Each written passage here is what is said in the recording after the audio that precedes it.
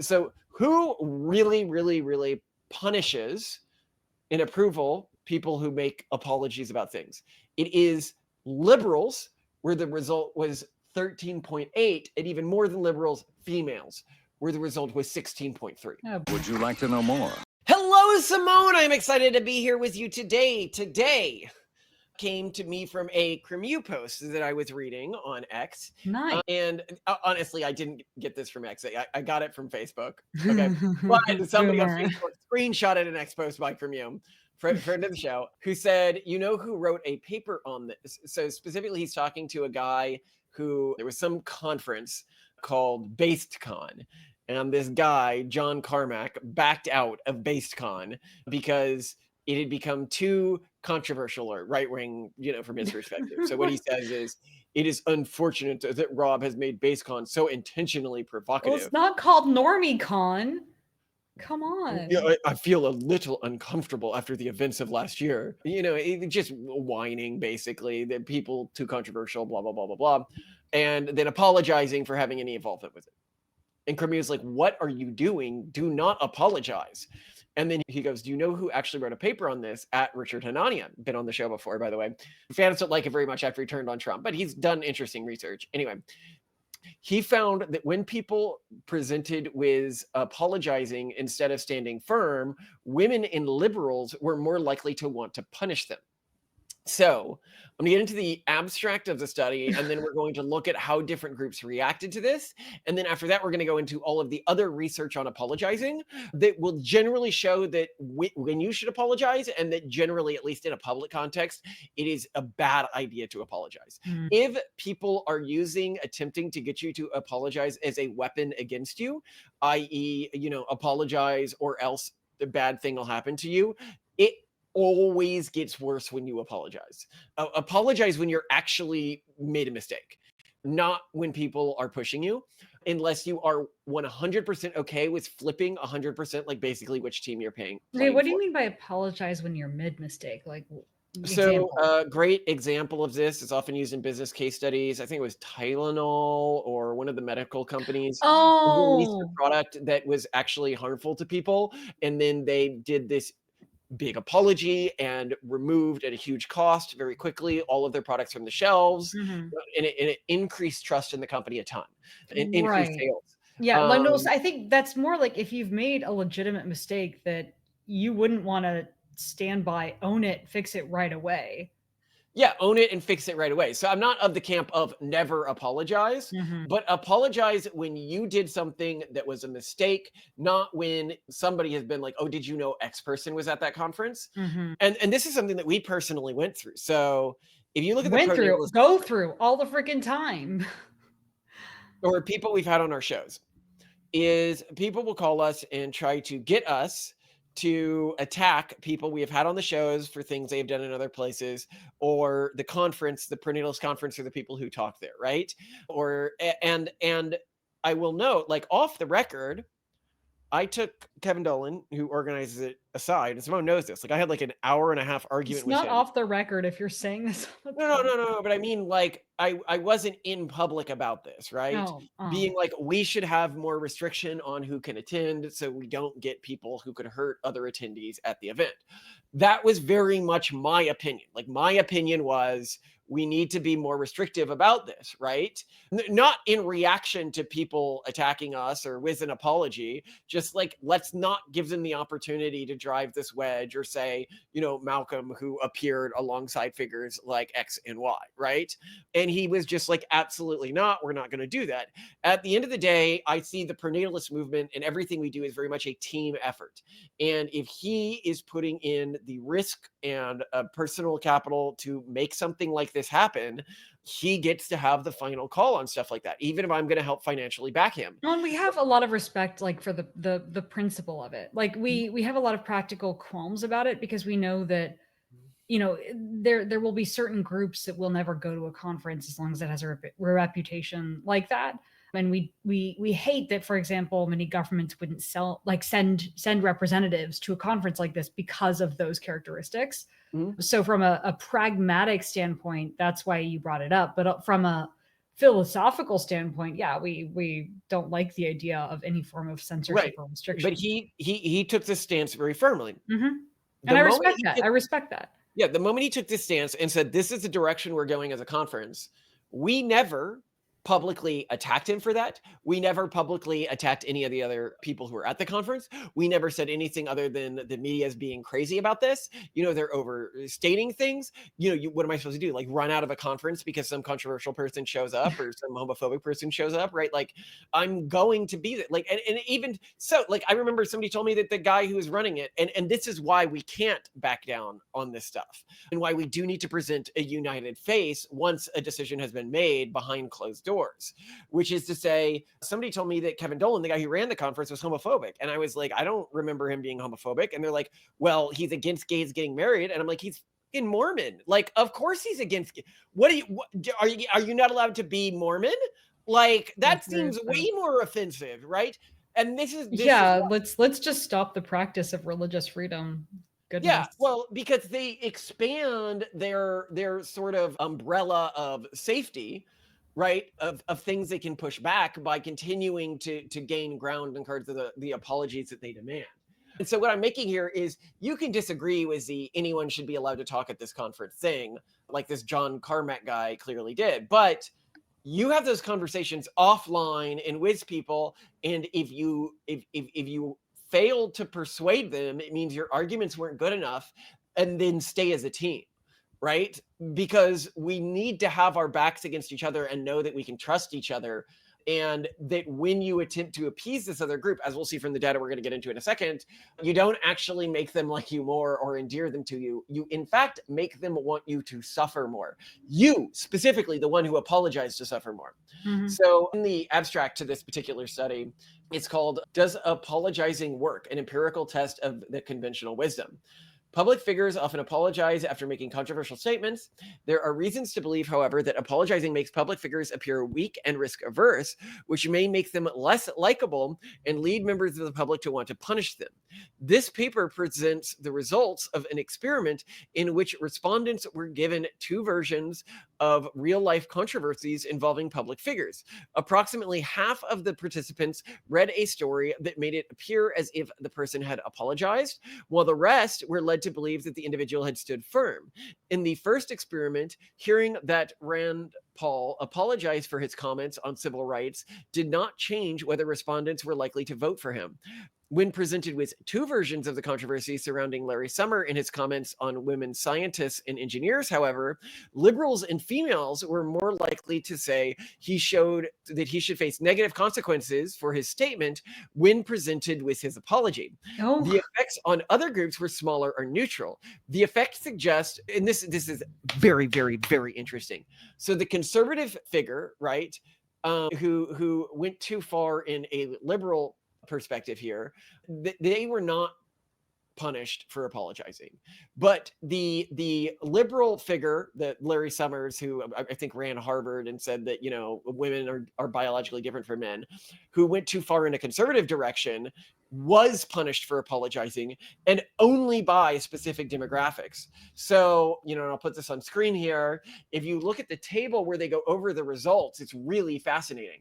So the groups that punished the apologizer more than the person who stood by their response, males, the difference was only 0.1. There was slightly more punishment for the apologizer, but virtually statistically insignificant, right? Hmm. And I note here that in every one of the groups, the apologizer was punished more.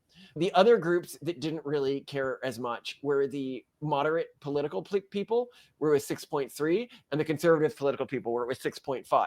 So who really, really, really punishes in approval people who make apologies about things? It is liberals, where the result was 13.8, and even more than liberals, females, where the result was 16.3. Oh boy. So both conservative and progressive females.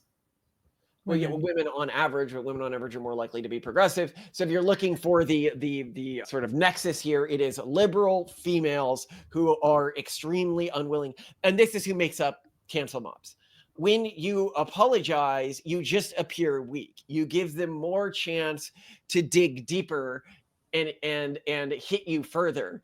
And we've seen organizations learning from this. Cremu was noting how American Eagle, they got, we were in the era of like woke ads for a while, where there's a bunch of like fat disabled people who nobody actually aspired to be, except for, I don't know, weird fetishists. But they now have the Great Jeans ad. So With Sydney Sweeney, which everyone is aware of now. And if you're not, yes. then And clearly so listening. American Eagle, in response to all the controversy, published Sydney Sweeney has great genes, is and always has been about the genes. Her genes, her story.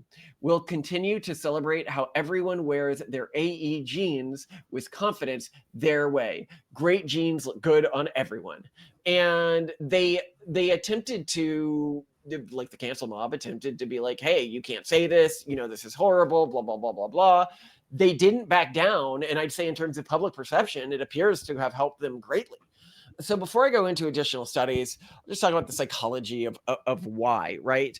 So the person who's attacking you for breaking cultural norms, right, like randomly on Twitter, they don't know you, right? Like they're not doing this to protect their community. They're not doing this because they know that like you're not actually a threat to their community. They're not doing this to protect, people who are in vulnerable positions, because there's many other things they'd rather be doing. The famous stat of there's more people living in slavery now than at any point in human history. They're doing this is specifically because they want to have power over you, right? Like that's the point. That's the motivator for the individual who goes on Twitter and slanders you or attempts to cancel you or yells angry things at you. They want to feel power over you, and they see an opportunity to exercise that power over you.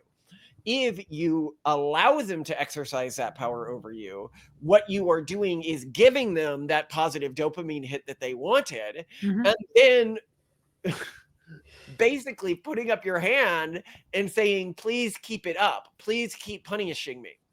And keep in mind that his study, like the participants didn't know what they were getting into, right? This is two sample populations here, right? Like this is a blind study. This is showing people's real predilections. Progressives and women really do punish you significantly more and will desire to punish you significantly more if you apologize. Before I go further with other studies, anything you want to say on this? I mean, I also get the impression that this is one of those, you're looking at very community in-group and out-group based political ideologies and biotypes, what behavioral types. Like women on average are more group-based, right? They're more group consensus-based, as are progressives at this point in time. And I think also what's going on is this sort of mob mentality of you take the weak one and you attack it if everyone else is attacking it. And if they like bow and like expose their neck, then you just go in for the kill. Yeah. So your only choice in these highly cliquey, highly group-based tribal societies is to fight back ruthlessly and never show vulnerability, or they will smell blood and take you out. That's kind of the intuitive impression I get. Do you think that has something to it? No, I think that does have something to it, but I also think that you could go too far in the other direction. For example, I think Trump often goes too far in the other direction of never admitting mistake or fault, or that any of his initiatives didn't work out the way that he intended them to. And that is a shame, because I think that the correct path is to stand firm when you're standing with your people. Yeah. But when you make a decision that genuinely turns out not in the way that you intended it to because of unforeseen factors, or because you made a missing judgment, you can raise your honor in the general group's perception of you by saying, hey, I messed up here. Now, to go further, because I'd love to go over some other studies on this, because I found this to be really interesting. One study, the effects of attributions of intent and apology on forgiveness when saying sorry may not help the story. It showed that apologies reduced forgiveness and increased blame when the offense is attributed as intentional, e.g. deliberate harm, but they promote forgiveness for unintentional offenses. In experiments, participants were less forgiving of intentional transgressions who apologized compared to those who didn't. So note here, if you basically, quote unquote, accidentally like offend a group by going over what is seen as like political norms, i.e. saying, well, women are actually different from men, it's very clear that you made that choice intentionally, right? that will hurt you if you apologize for it. If you do something like a government program that doesn't have the effects that you meant for it to have, you will not face a penalty for apologizing for that. That's a hugely different thing. And that's what we're seeing from that. So it's not never apologize, but never apologize for the type of thing where you stated your earnest opinion and then you were forced to back down from that earnest opinion. That doesn't work. That makes everyone hate you more. Yeah. Yeah. When saying sorry may not help, the impact of apologies on social rejection. Across multiple studies in 1800, apologies and social rejection scenarios, e.g. declining invitations, increased hurt feelings, aggression measured by behaviors like allocating hot sauce to the rejecter, and pressure to express forgiveness, but did not increase actual forgiveness. Apologies were often perceived as insincere. So when you have to socially reject somebody, do not apologize. Just say no. I'm not interested, not, and then change the subject. But that's helpful because I'm so tempted to apologize in those instances. And I bet a lot of people are. Yeah. Because you don't want it. You don't want to disappoint them. But yeah, I guess you're just kind of twisting the knife when you do, right? Yeah. It's not the nice. doormat effect. When forgiving erodes self-respect and self-concept clarity. Forgiving an offender who offers an insincere, uncommitted apology or shows low trustworthiness decreases the victim's self-respect and self-conception of clarity over time, making them feel like a quote-unquote doormat. In contrast, forgiveness after a genuine apology boosts self-respect. I find that to be pretty interesting. What is this one here?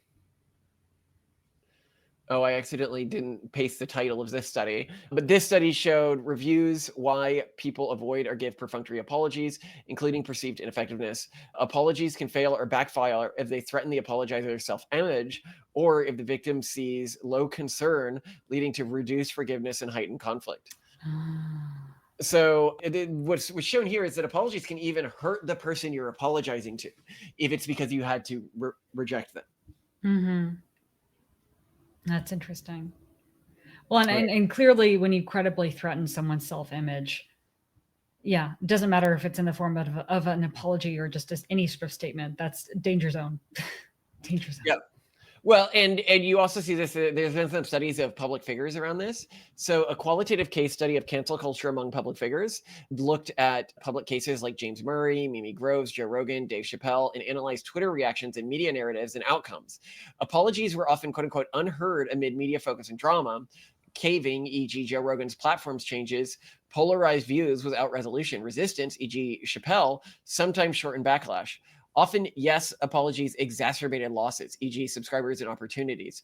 Cancel efforts backfired by boosting target support, so you could even win. So a great example of this recently, and we have some episodes on this, was the Kirsche instance. Somebody attempted to cancel this VTuber Kirsche for being mildly right-wing, and they also tried to cancel our friend of the show. She's been on our show before. Leaflet. Yeah. And in both instances, they stood their ground and they ended up gaining a bunch of followers from this and a bunch of support for this. Whereas the canceller just had a giant fist fly back in their face and basically has dropped off the earth. And it was the same person in both instances. And they had their little support circle. Now, in part, I would say that this is because the power of cancellations has significantly dropped in the era of Blue Sky, because, the people who were most likely to cancel you have now trapped themselves in a crystal. As we said, Trump trapped the progressives in a crystal, and now nobody can hear their screams except for their other cancel mob. Well, I mean, it really matters. Blue Sky is one of the best things that has happened for conservatives on the internet. It has completely... Not really. We used to get a lot of engagement on X, and now we don't because they all went away. We're rage baiters. If we're not engaged with by people who hate us, who's going to engage with us, Mel? If they're not boosting us. Yes. Yeah, we got very good at manipulating them, which was great. I mean, that's how we ended up really creating and solidifying the perinatalist movement. But I will say I am glad that we sort of surfed the last wave of this to our, the public stardom. And now note here, you can be like, well, your channel doesn't have that many subscribers. Yeah, but we get a lot of views and watch time. And even without that, the amount that we're in the media, we get for the past 6 months, we've had about 2 pieces written on us every week, which is a lot. you know, in terms of the reporters we're talking to and everything. And that only became true because of cancel mobs. Cancel mobs, and it's also a lot more fun than being famous for like things. Because I was talking to Simone today. I really love reading pieces where they're interviewing her, because, you know, it was, if we were like Greta Thunberg or something and we were promoting something that everyone agreed with, it would be very much like, you know, the reporter comes and you give them the information and then they craft some great story about how you were taken away by the police or something like this. But the reporters come to us looking for a fight. Like every line often reads like, you know, them swinging the sword in some competition and then Simone replying with like a deft parry, you know, like, but you are a racist. He's not pointing out all the times where literally like journalists have been like, well, so, you know, why do people hate you? And then I, using terms and explanations more articulate than our enemies or our critics, explain why our critics don't like us on the record or on film. And Malcolm like just gets increasingly worried. Yeah, that happened in the beginning. You grew up about not doing that. A But little. what I'm saying here is they come at you nowadays when I see pieces, and I'm just so proud to be married to you, where it's just like swing, like you're a racist, and it's like, actually, aren't you and the people like you the real racist? With a very good argument, and it's like counter, and then they have to swing back against you because, oh no, they thought that they'd just be coming to cut you up. No, but that is what they think. They think they're coming here to just catch us, you know, looking terrible, right? And so we're gonna, you're a racist and you don't want women to have rights and you hate everyone, and then it's you know, block counter repose, and it comes off great. I love it. It's very fun. It's way more fun than if journalists liked us, right? What a good life. What a boring life that would be, to be some, you know, and then surrounded by sycophants who think exactly what we think. Like imagine Greta Thunberg's life. Like everyone who follows her, like her weird little gaggle harem, I don't know what you want to call it, they all agree with her on everything. If you look at the pronatalist movement, well, yeah, she can only lose. She can only go down from where she is. Whereas when our position is to be the villains, it, you know, what do we have to lose? We have nothing to lose. We're like, no, like frame us more negatively. You should ask this question. Let me find a more controversial way to say that. Yeah, we will replace you. No, but the what I mean to say is that if you look at like her core friends who are running the movement, they all have about the same perspective. If you look at our core friends, it's like conservative Mormons and Catholics and Orthodox Jews, and like, and many of them we don't agree with on many things at all, right? Like, but we work together because we're working to preserve our individual cultures into the future and create a bright future for humanity, even though we have different, you know, priors, which is just so much more fun than organizing a movement where everyone's forced to toe a specific line. Mm-hmm. That would feel really depressing to me, to be honest. But that's the alternative, you know, if we had taken this other pathway. Next study here. I'm sorry, the language behind YouTube apologies and cancel culture. Analysis of 10 YouTube videos in 55 on linguistic cues, e.g. sorry, pauses, and reception. Negative keywords and gestures conveyed an apology, but risked seeming performative. Harsh comments reflect a mob backlash. There's a lot of harsh comments on the apologies videos. Oh, so they're doing like a sentiment analysis. So it showed that in many cases, apologies made things worse for the person who was apologizing. Very interesting. And there's just such an interesting evolving culture around apologies as well. Like the social media convention of writing an apology in a notes app and then publishing it. Really? Tell me about this. I don't know this. It's just a very common way that some people officially post their apologies. And another way is, you know, the sort of regretful, tearful apology image that is 100, or like video that is no one believes, you know, it's all just sort of acted. And yeah, they just, it's very much seen almost to me. It reminds me of ritualistic forms of attempting to save face or accepting dishonor in ancient or historical cultures. But now we just, yes, now you must write in your notes app your apology and post the image of it online.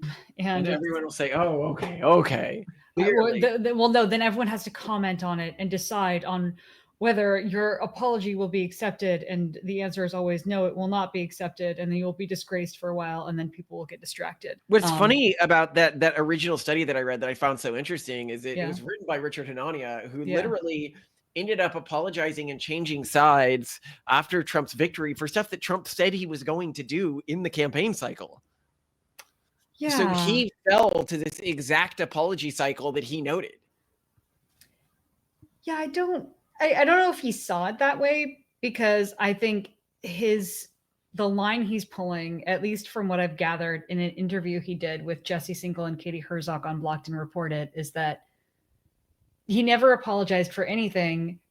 It just happens to be that the Trump crowd is too dumb and lowbrow for his galaxy brain ideas. Yeah, we were talking about this and I was like, but they're literally not. Like the online conservatives right now are like way more the intellectual crowd. Like if you want to talk with like the high intellectuals of the internet, most of them are conservatives these days, and very few of them are progressives these days, simply because you're not allowed to have a wide diversity of opinions in the progressive sphere, which intellectuals don't really like, or people who are like big intellectual heavyweights. But what he means is he clearly means here, because this is true, is that if you want to ape this sort of high status urban monoculture, right? Like that is not within the conservative sphere. And if you look at a lot of what Richard Hanania has done through his decisions, it's chase this high perceived status culture. And I think that is fundamentally what was upstream of this decision for him, is he didn't realize that he was going to have to accept and indulge in and celebrate low culture instead of high culture by becoming a conservative figure. And he didn't want that. He wanted to be invited to the cocktail parties, you know? Yeah, I could see that. Because even in the very beginning, he, like when he was a teenager, he'd post on these like, I mean, they were controversial, but I think still they saw themselves as like very intellectual style places. So his preference is to be in the heterodox but strictly, or like forbidden but strictly intellectual spheres. But anyway, yeah, I don't think he saw himself as apologizing. No. I mean, he wanted. I think that the thing here is he wanted to be high culture. Yeah. And that's what he was seeking. By the way, something I didn't know about him that you told me when we were going over this. Richard Hanania is half Palestinian and half Jordanian, which is very close to Palestinian as well, a neighboring country, which is just, I didn't know that. I didn't know I knew any Palestinians who I respected. The son of immigrant parents. Yeah. But he's a Zionist, by the way, for people who don't know. This Palestinian Zionist. That would be a fun thing to have him on for. Yeah, we should. I mean, we should talk with him about Palestinian that. Zionism. Maybe that's why our audience doesn't like him, is because he's Zionist. I mean, we are ardent Zionists, as people know about us. Yeah, they keep coming back, and we're all for it. So I don't know what's going on. Well, I think a lot of our audience, takes pleasure in knowing that we don't agree with them on everything. So many, I think, talking heads on the internet and stuff like that, you go to them because they're going to confirm your beliefs and laugh at the other side. Yeah, which gets so old. Ugh. And people come to us, but I think the thing that people know about us when they come to our channel and they see is we don't really chase status in the way that like we clearly have a cohesive internal ideology and goal for our species and our children. And it is to replace the rest of you. We'll replace you as genetically modified, lab-grown superhumans made from artificial wombs. And I mean, it's true. I roll my eyes, but it's true. You guys can stay in a little zoo we'll make on Earth for vanilla humans while we go out and explore the solar system. Yeah, I mean, we don't plan to stay here either, so we're not like really going to. Yeah, don't worry. Like if we annoy you, we'll be gone. We'll be gone. Don't worry about it. Okay. No, I think what I hope for this channel, and what I do love that there are so many people who listen to us. Probably the majority of people who listen to us disagree with us on quite a few things, but they often listen because they want people to bring up interesting, intellectually engaging, and relevant and actionable subjects that they then, our opinions help them sharpen their own, which are different, quite often different, but they hadn't yet, because most people aren't talking about these things. They hadn't engaged themselves with the ideas enough to even know where they stood. And because we randomly bring these things up, they're like, okay, well, they're wrong. but here's what I think. And I love that because I mean, in the end, that serves our agenda of wanting to see an even greater ideologically diverse diaspora of humans out there. And if we can get people to just form more and more varied opinions on things just by deflecting off of our opinions, power to the people. Like that's so good. I want that. Yeah. Yeah, no, I do find the intellectual diversity, and that's why I like our Discord so much, of our audience, really fun, because we don't fall into just the typical, like, we've been called manosphere influencers, or like tech right influencers, or like, I mean, I wonder if it creates a ceiling on our audience size, which would be quite disappointing if it does. But I've seen the audience of most of the other sort of mainstream right-wing influencers often at some point, unless they're just doing the incredible, like, down the line grift, often turn on them. So, when is our audience going to turn? Where It I hasn't have happened hope yet. is Jordan Peterson's original works were extremely obscure. Like his first books and everything, all his work up until this random point at which he got famous, Mhm. very inaccessible, not mainstream, highly niche. Or did his audience turn on him? I His feel like audience hasn't turned on him. I'm just giving you an example of how, like, hopefully we don't have an audience ceiling, even though we may do some more obscure stuff that's only for like a very specific type of people that really like to engage intellectually. There's a chance that someday maybe we may reach a larger audience by fulfilling a more simplistic and caricaturized role. Maybe not exactly daddy who wears weird suits for Jordan Peterson, maybe something a little different from that, Actually, hopefully. Jordan Peterson's great here, because I mean, Jordan Peterson for me shows, like, you can really F up. Jordan Peterson has effed up on everything he promised people he would do. He's like, follow the advice that I give you, and your life is going to be like X and Y. And yet he's been unable to, follow his own advice, whether it's, cleaning his room, or, staying mentally disciplined and stoic, or Yeah. no, I mean, it's like, how is the god of, like, stoic philosophy these days, like a drug addict for a while, right? Clearly he's not able to, like, the device he's giving you guys is not actionable, or he would be acting on it, right? But But I even think you're missing what I don't think people necessarily, they don't want the advice. They want daddy, and he's daddy. You know what I even with that mean? being the case, he has stayed, I think, a fairly unassailable person was in the Republican influencer space. And I think it's because, look, even though his advice doesn't appear actionable, it doesn't appear that he betrayed his, like, he clearly thought it was. He's clearly doing his best with what he has at trying to describe the world as he sees it and move forwards. Yeah. And I think that he's done stuff that, like, for example, one of the things he's criticized for is being like, well, like, theoretically God exists, and, like, not really confirming a belief in God in the way other people would confirm a belief in God, because it's not a, and a lot of people criticize him for this, but I actually think that this is part of why he has stayed so beloved, is because he doesn't kowtow to just what his audience wants him to do, even at the most deep level, when it would be so easy for him to just say, yes, a traditional God, as Christians understand it, exists. The Christian God is real, blah, blah, blah. Mm. He'll be like, well, the Christian God is metaphysically real, or like metaphorically real. He's like now logistically it's real, Okay. and he doesn't have to do that, but he does do that, which I think shows Intellectual integrity. intellectual integrity, which has kept people alongside him. Wait, Whereas okay, so other okay, individuals, vis-a-vis like saying you're religious without saying you're religious. I just saw a clip today where someone was a journalist was asking Donald Trump, who says that he's a Christian and that specifically his favorite book is the Bible. And these journalists were like, well, okay, can you give us, what's your favorite passage from the Bible? And Trump's like, listen, that's very personal. That this is a very personal thing. I just, it's not the kind of thing I think people should be talking about. And they're like, no, but really just like one verse that inspires you. He's like, no, this is just very personal. Like, it's clear he has no effing idea. of course he doesn't. But I mean, where would you put that in intellectual honesty? I Because think that Trump is a classic not Trump intellectually honest, non-apology. but he's emotionally honest. Everybody knows who Trump is and what he's really about. Mm. I don't think that he's successfully. You can watch two people talk, and Trump may tell more, like, objective lies, but they're not lies in a, I don't know how to put it, but like in a the gist of the point, right? like they're eating the Right. cat When he and the says my dogs. favorite book is the Bible, he means like, I mean, my favorite thing is everyone's favorite thing, and everyone's favorite thing is the Bible. So What he means is like, I'm on the side of Christians, chill out. yeah, yeah, yeah, yeah. And he Yes, is yes. on the side of Christians. When That's he says great. they're eating the Yeah. cats and the dogs, people are like, oh, he lied. But like he is right that like these people are culturally different from us and do things in different ways than us, right? Yeah, You know, 100%. Yeah.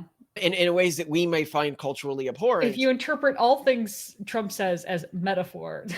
as the metaphor for what's happening. No, no, no. But what I mean is the other politicians, right? Uh-huh. Uh-huh. Trump just went out there and he read that in one of his like far right newspapers and then just repeated it. I don't think he thought he was trying to Probably manipulate. Laura Loomer told him. Yeah, he probably wasn't trying to lie to people. Actually, I think it's very clear that he wasn't trying to lie to people. He just said what he saw on like his Twitter feed that morning. That's a very emotionally honest thing to do.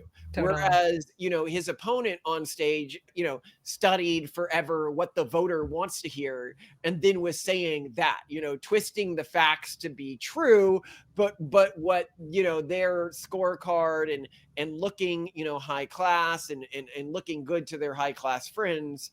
And that emotionally doesn't resonate with people. And so I think that that's how Trump's been able to get around this. Mm. It is actually pretty remarkable that Trump has really only expanded his base over time Good point. Yeah. in terms of, who supports him.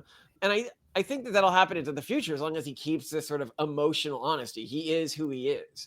Nobody's like, when he does something that like when the progressives are like, oh, he did this thing, like, can you believe it? Everyone's like, I mean, yeah, it sounds like something he'd do. That seems about right to me. Well, and I think that goes back to our important character theory, which I think does kind of dovetail well with this apology concept, which is that you should have a public persona with very clear virtues and very clear vices.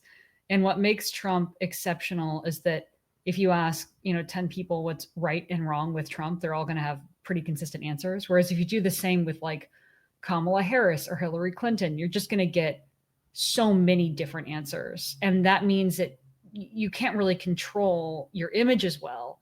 And the most important thing is, as long as your vices are vices that do not disqualify you from the position you are trying to achieve in society or the job you're trying to get or whatever, then you're fine. Well, And no, and Trump's your vices do not change. Like, yeah, as soon as if your vices don't disqualify, basically anything can leak as long as it's in line with your vice. and you don't have to apologize. That's one of those things. Like if it's your known vice, then you also get kind of a get out of jail free Yeah, like card. when it leaked that Trump slept with a prostitute, Everyone's like, "What did you expect? We knew this." Yeah, I mean, of course he did. Was there somebody who thought that didn't happen? Like, yeah, but if you try to hide your vices, if he tried to fob himself off to society as some kind of a paragon of virtue and morality and family values, yeah, no, then that would be really bad. And for us, I think that we're known. This is why, like, I'm able to do an episode where I'm like, love isn't real. I don't really love my wife or kids, and it doesn't become some big scandal because the progressives have been saying that about us since forever. They've been like, he beats his kids and he doesn't really love them and he blah, blah, blah, blah, blah, blah, blah. Where for like a normal press thing, that would be like okay, this is it. This is over for you. How dare you leak that? Right. So-called pronatalist isn't actually a kid person. Yeah. You are actually a kid person. I guess that's not what they would say. It isn't actually like emotionally driven to have children, which how gross. Yeah. What are they to you? Toys? Pets? Exactly, Simone. Oh man, I'm just so disappointed in people. Disappointed in these I have animals. children because it makes me feel good. But at the end of the day, you've got to keep in mind, when you apologize, you're retreating. That's what an apology is. When you apologize, not because you made a genuine mistake, which I think conservatives need to get better at doing. 100%. But you apologize because what conservatives have learned, and this is true, is they can always tell you, well, that offended me. How dare you believe that? Restate what you said, right? Or apologize for holding these beliefs. They can always expand the bubble of offense. And they use this to push us further and further back into crazy things like, oh God, what's the controversy right now in the UK?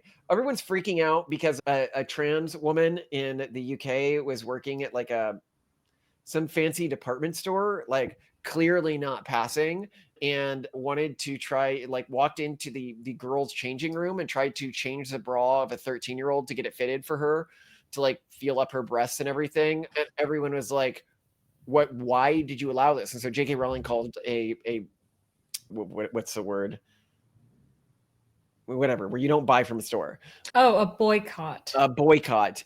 And the first word that came to my mind was fatwa. Yeah, kind of the same thing. J.K. Rowling called a fatwa. Yes. I mean, she did. Anyways, they're functionally the same thing. Come on. So she called her fatwa, and then all the, like classically, all the people were like, this is so offensive.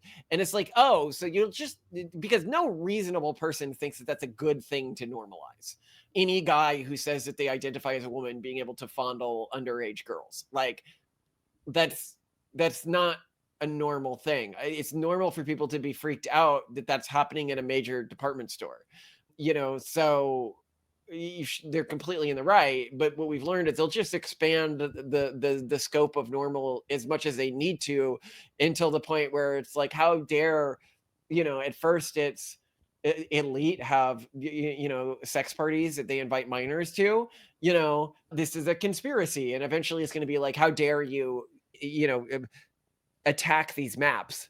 Well, yeah. So speaking of that, on the Epstein issue, per your philosophy, my guess, if I'm applying this advice on apologizing strategically well correctly, what the Trump administration should have done when they decided to not ultimately be 100% transparent with this was instead to say, I'm sorry, we said we were going to share all of this. We have subsequently learned that from a national security standpoint, we just can't do it. And this is one of those instances in which, for the best interest of the American public, you're going to have to take our word for this. And it sucks. Yeah. Or what they should have said is, the files that could have proven something else happened here are no longer accessible to us. The Democrats scrubbed them. One of these people will be like, oh, Trump's not doing it because he's on the Epstein list. As I've pointed out before, this doesn't pass basic logic. If the Democrats had evidence that Trump was in a hard, incontrovertible way that wasn't leaked already, tied to the Epstein stuff, that would have been leaked. That would have been leaked during the election cycle. Like, he has the sexual tastes of a poor man, not a rich man. And if you know what I mean, like, rich men are files. Oh, yeah, we actually talk about this in our book. It's very interesting. So males have a very and we have an old episode on this to be like, why do the people exist that are attracted to this in Muslim communities? Like, why are there these weird sex parties and stuff? As a male, you're sort of drawn between two very strange and opposite extremes in terms of arousal patterns. You either can optimize for making absolutely sure a thing is a female. So that means you're attracted to busty, buxom, Brazilian butt lift style women. And not just a female, but healthy. So what does it mean to be a very healthy? It means you have very large breasts, you have a very large butt, you look very voluptuous, you have long nails, you definitely female. No question about that. Will survive the winter, can carry a baby to term. This is what poor people arousal patterns are optimized for. Yeah, because you need that immediate assurance that they will last. I mean, you can even just see this from like basically looking at people, right? Like if you look at like the traits, like when I go to see somebody who's got like 5-inch nails and like giant bazongas, I'm like, oh, you're a poor person, right? Like, and you're trying to appeal to poor people. This is a very poor thing. But when you look at the very wealthy, the other thing you can optimize for as a male is, I'm not optimizing for the most certain it's a female person, but for the longest fertility window I can get out of a person. Basically total lifetime value. Like, you have the luxury to play the long game, so you're going to try to get an asset that will last the longest. Right. The problem is that the traits that signal that someone is a female are typically inversely correlated with lengths of fertility window, i.e. longer fertility window is smaller breast, smaller butt, more boyish figure. And if you see some of the women that like the wealthiest men in the world go after, they have this body type. And it's just class. But It's there are just other class. men, Yeah, including men who are wealthy now, but either have like a weird like poor man mindset or came from more humble beginnings, like seem to Jeff just. Bezos. Like his wife does not look like a rich woman. I didn't Like, say it, you said it, okay? But very, like, and also Trump, and this is why I'm like, Trump is not one of the people who I think is on like the Epstein list or something. Like there aren't videos of him because that's just not his type. He goes for the definitely a woman people, right. not Whereas you're the looking at the what's definitely an youthful example of like an people. avatar of the other type. You're looking at somebody like Grimes, right? Like Grimes is probably as Yeah, hot very as you can get in terms of what rich people find hot. very gamine, very ethereal, thin, yeah. Yeah. Who are some other examples? I mean, like a lot of models are like Yeah. that. Just very young, very thin, a little bit. Yeah.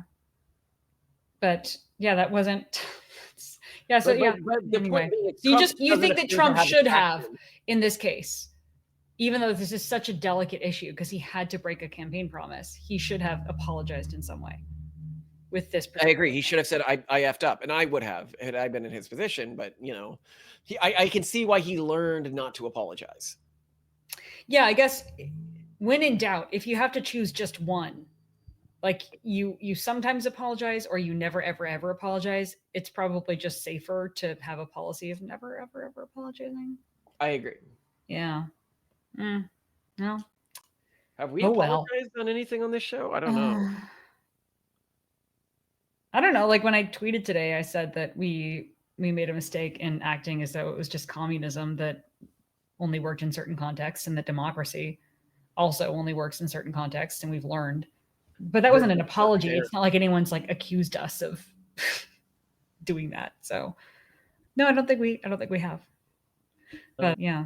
Yeah, I think well, no, I've apologized for things I did in the distant past. I mean, like I Well, slept around a lot in the distant past, and I now think that that's wrong, and that's not something that I would recommend that my children do. Which is sort of an apology, but it's more just saying that I my don't perspective know. on this I has mean, changed. you were a wingman to sort of to other women. Yeah, I mean, I tried to help them. I didn't do it in like a mean way, but I don't think that it's something that I would promote today. Mm. But I was never famous when I was doing that, so I never promoted it in the way that other people might promote it. Well, for what it's worth, you don't. I checked on T. You did? You signed on? I love that. I signed on. I got verified. Well, because I was thinking maybe there's like episode fodder here. I want to explore it more and see what people's actual reports of people are to see if Okay, there's okay. something for an Well, episode in I there. would love it if you look up people who we meet in like business contexts Oh and my stuff. god. You should look up like old bosses. Oh no, I should. Oh no. Okay, well, I know what I'm doing tonight after dinner. But I didn't have anything on T. Nobody No, complained about me there's nothing. I flagged it so that if someone does post something that I will about know. me. It'll come up in Yeah, your. it actually asks you once you're verified and you go through the sign up flow, like, are you married? And do you want to know if your husband comes up? Because you might not want to. And I appreciate that they ask. That's actually pretty cool. I mean, yeah. So for people who think that I might have some like scandalous history or be like, this is like reverse Ashley Madison, right? Like you can find out if some influencer is actually out there scandaling it up, and I guess Well, but see, I wouldn't trust what's posted about influencers because I would expect people to make stuff up. And you true. probably shouldn't include this in our episode because it would incentivize people to go on the platform and make things up. So you should probably not. Just, No, I think they'd make things up in a way that's very silly and where it's like obviously not you. yeah. Our real stories are stranger than fiction. Yeah, our real stories. If people knew like our actual scandals, they'd be like, "Oh my god, what the like?" Okay, that makes so much sense. That makes so any of our actual scandals, everyone is going to be like, because there are things where I'm like, I do not want the public to deal with this, but people would hear it and they'd be like, like it'd be one of those like just drop the microphone and walk away things. Like, of course. It checks out. Whatever. Yeah. Yeah, just like Trump and his various peccadillos. Everyone's like, yeah, but how are you surprised by this? No one's surprised by this. So Yeah. Okay. Well, Anyway, love you to death, Simone. I love you too. Tonight we're just gonna do the slow air fryer, right? Yeah, but I kind of want to back up for this. Because yeah, it's not very Can I good. make some gyoza for you as like a backup, maybe, just to be safe? Yeah, gyoza would be great. Let's see if Yeah. it works. And if it doesn't work, I'll have some gyoza. Yeah. And I don't need mini gyozas. You know, keep in mind, no more than like 3 meat gyozas and a couple vegetable ones if I'm only doing Or just gyoza. 2. If I have the big pork ones, those ones are like freaking Yeah, like just 2 sandwich. of the big pork ones. Yeah, Yeah. that's fine. I've never had a gyoza like that before. That doesn't count. It's like it's the burrito of gyoza. It's so intense. So yeah, okay. I will get to it. I love you desperately. All right, my food slave. Yeah. Go cook. Get in the kitchen. Yeah. I will. Strap that baby on your pregnant back and then get in the kitchen and cook us dinner for your freaking 5 kids. And hope she doesn't grab a knife and stab you. Yeah. I know. She's right there. She's within reach. I really need to move. Literally might try. Like, she does grab knives. She does. She grabs everything. She grabs everything. Like, I'll take off my dress at night and like magnets will fall out. Like all sorts of things that she's like shoved down my back. This is my life now. You are beleaguered. All right, down I go. I love you. All right, love you. Bye. I know I'm giving you far too many episodes to process and insisting on all these conversations, but I just really like talking with you. Don't take this away from me. Forcing you to. God, it's so many. Yeah, like tomorrow, Simone, I don't want to do any more episodes. We've got too much of a backlog at this point. No. And you say, no, Malcolm, you must do more episodes. And I was like, well, I won't prep any. And then she's like, then I will. Yeah, then fine. I will. No problem. You monster, Simone. You won't let me be done. And then people are like, why don't you just put them on Patreon? I'm thinking, I might use them on the main channel. No, we're gonna need to put a whole bunch more for members only on Patreon. They deserve it because they're the best. Who would have thought that my days would be researching things to have interesting conversations with my wife? Gosh, I mean, we're not far from turning this into our primary income source. And if we do that, that would be the craziest thing ever. If I'm just paid to have interesting conversations with the person I enjoy talking to most in the world. That would be the dream.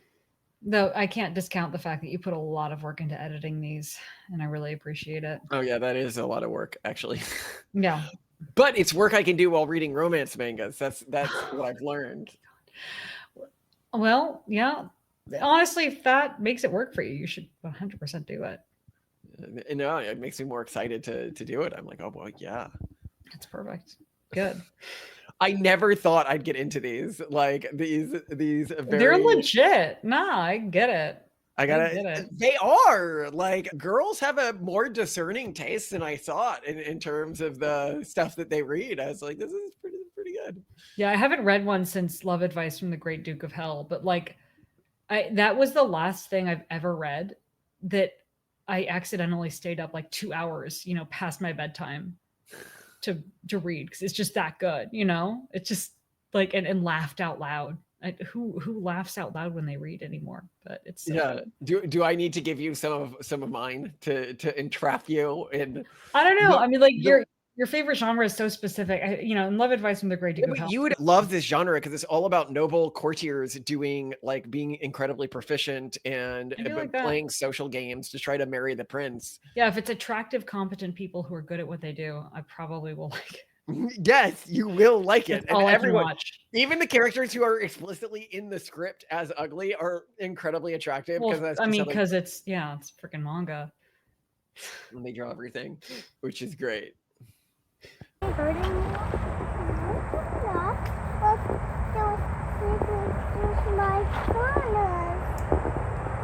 not. I'm going to keep you safe. Okay, walk with me. What of those secrets? Just get close to it. They're not going to hurt you. I'm going to keep you safe. Please let go of my hand. Here, come with me. I mean,